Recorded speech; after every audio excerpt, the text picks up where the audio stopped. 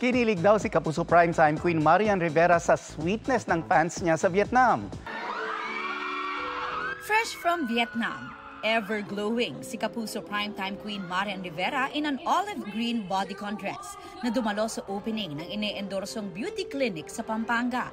Kinikilig ako na hindi ko mapaliwanag yung nararamdaman ko ng mga panahon na yun. Nasabi ko lang,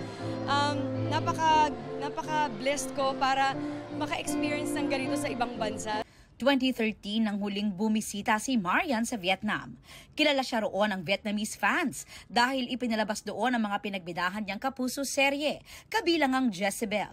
Mula airport hanggang sa mismong event, mainit ang pagtanggap sa kanya ng Vietnamese fans. From selfies, autographs at regalo pa para sa kanya. Yung mga tao doon sobrang sweet, sobrang bait. Alam mo yung parang sabi ko, wow, homecoming ko ba ito? Isa si Marian sa mga napili ng Vietnamese bridal boutique para rumampa as star model for their latest collection.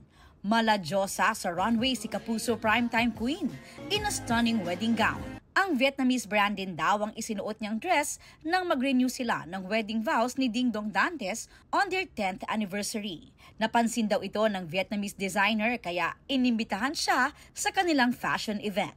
Magkakaroon kami ng event, gusto naming maging parang Muse si Marian, possible kaya.